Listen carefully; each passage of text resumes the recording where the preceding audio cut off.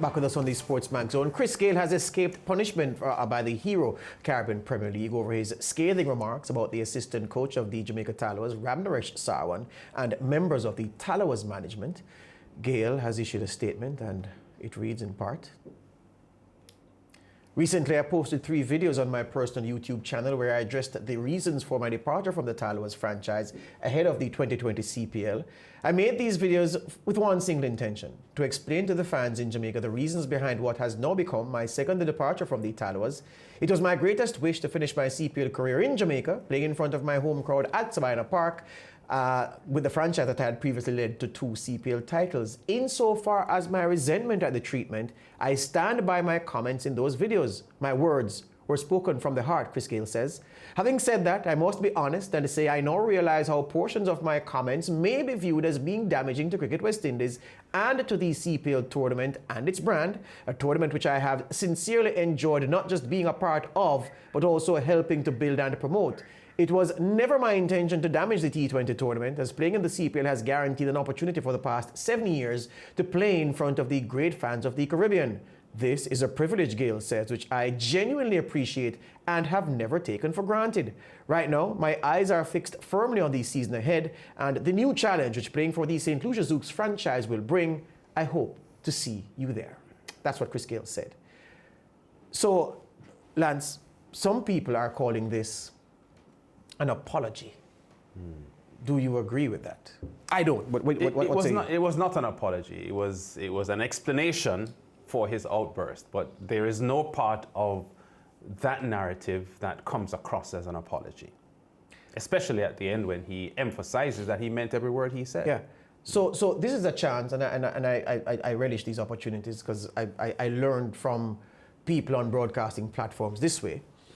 So this is for the youngsters watching us, not for the adults like myself and Lance who know these things. So there's a nuance here.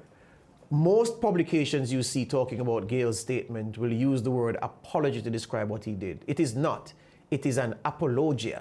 What's the difference between an apologia and an apology? An apology is a statement owning up to some indiscretion and acknowledging and accepting that wrong was done, and this statement is to, say sorry for what I did. This statement is not that. It's not an apology. What an apologia is, it is a written, formal statement justifying a course of action taken. So as Lance said, what Chris Gayle did was to justify why he said what he said. So he said it from the heart, and he spoke about the reasons for him saying it, about the fact that he was denied the chance to finish his career with his home franchise, which led him to speak from the heart. So he's justifying what he said. It was an apologia. It was written, it was formal. It was not an apology. So if you say a headline saying it was an apology, they've got it wrong. That said, it is interesting the role that the former Jamaica Prime Minister, Percival James Patterson, played in this outturn, where it is that Chris Gayle, not that he comes out smelling roses, but he comes out able to just focus on the Zouks and leave this issue behind when many people thought that they would have been held to pay. Yeah. PJ Patterson, of course, is the chair of the CPL, and he had some comments. Of course, he's an attorney at law by profession, and he had something to say about this issue as well. On the 6th of May, the CPL Tournament Committee received a formal complaint from the CPL alleging breaches of its tournament rules and regulations by Mr. Chris Gayle, arising from a series of videos which he had posted to his personal YouTube channel on the 27th of April. Having circulated the complaint, the CTC unanimously decided that it satisfied the prima facie test.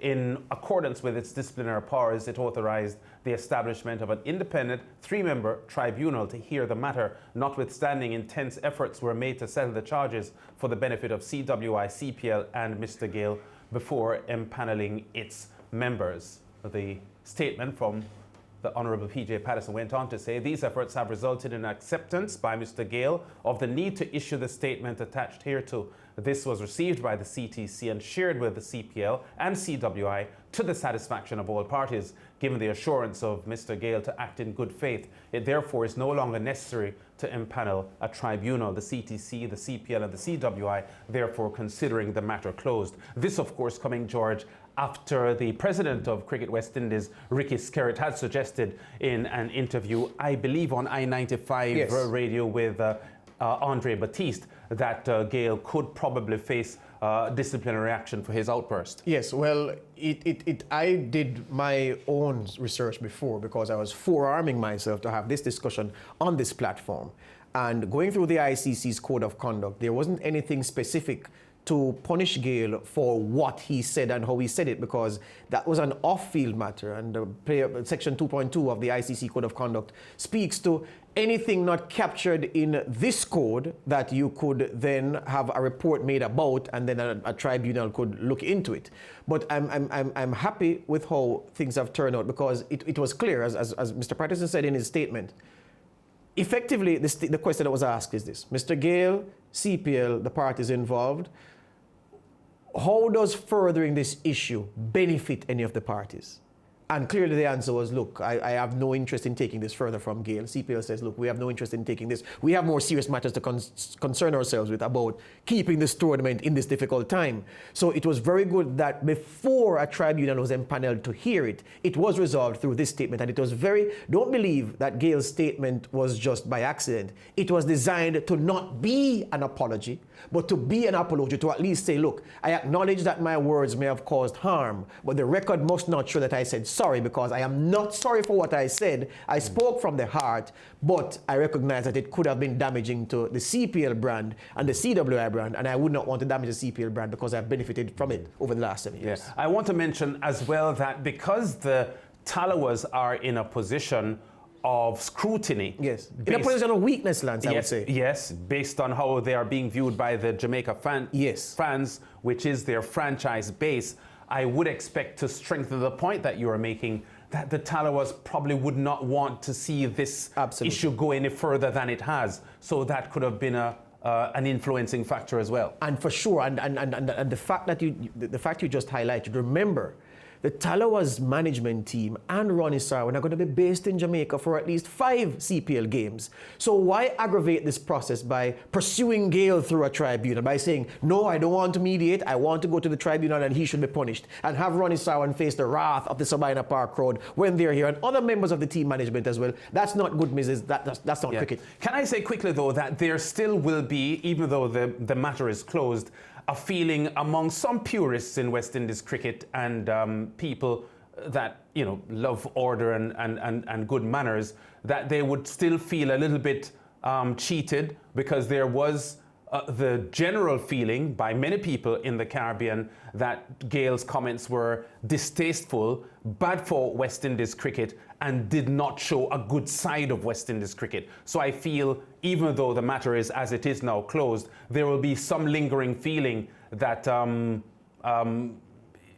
Gayle hasn't been, the issue hasn't been properly dealt with. You know, I'm very happy you mentioned that, because it gives me the chance to say this. Oftentimes people take on distaste for themselves and magnify it to include others. What do I mean?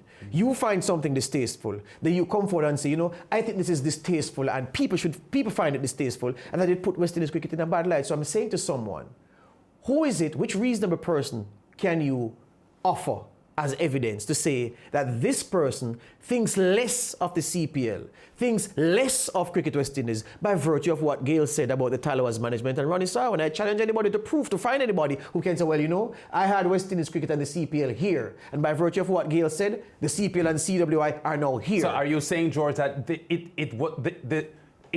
whether you want to use the word distasteful or not, are you suggesting that no one can logically feel as if what happened was bad for West Indies cricket? Because there were distasteful words uttered by Chris Gayle. He labelled Sarwan as worse than the coronavirus. And Sarwan responded. So I'm saying it's a war of words played out publicly. I'm saying that the incident between Ali Khan... I don't think it was a war of words, George, because Sarwan merely responded to what Gayle said. The war came from Gayle. Gale fired and Sarwan fired back in self-defense without using the artillery that Gale did. Yeah, so it wasn't a war. I wouldn't say Sarwan engaged in a war. I think Sarwan got up and said, listen, Gale said all of these things. I'm not guilty of this, and he denied some of what Gale said. But he didn't have a war stance. Gale had the war stance, and Sarwan just said he thinks that Gale has misled the public. Well, to say it's a war of words, I maintain it was, but with Chris Gayle on the offensive. Yeah. What I would say, what I would say also is this: what Ali Khan and Evan Lewis did last year with their on-field exchange almost came to blows in that regard. Are you telling me that did less to damage the standing of the CPL than this contretemps between Gale and his former assistant coach and friend? No, that wasn't good at all. That's the point I'm making. So I'm saying, if you're saying that you are so appalled by what happened, that the CPL has gone down in your estimation by virtue of an off-field quarrel from a man at a franchise who felt that he was unjustly jettisoned by that franchise, and I would say, well, you have too much time on your hands to be outraged. Yeah, but George, I think the part of Gale's outburst against the Tallawahs was tame. It was his outburst against Ramnaresh Sarwan that was not tame. Yeah. That definitely wasn't tame. The fact that Sarwan came out and addressed the issue, since you don't want to accept the descriptor of a war of words, I still think it was, but nevertheless, the fact that Sarwan came out and said, look, you know, I'm disappointed with what you said, didn't expect you to say that, but I'm innocent of the charge, so forth, so forth. I think that would have brought things together, because we're not naive. These things happen between human beings and adults all the time, and they will continue. Yeah. You'd accept, though, that there are many in the Caribbean who would still feel, given all of what has happened, that Gale should have been punished in some way. Of course there are going to be people who feel so. But I believe that the right thing has happened. Okay. Yeah. Move on. And so will we. Ultimate 11, all-rounder, after this.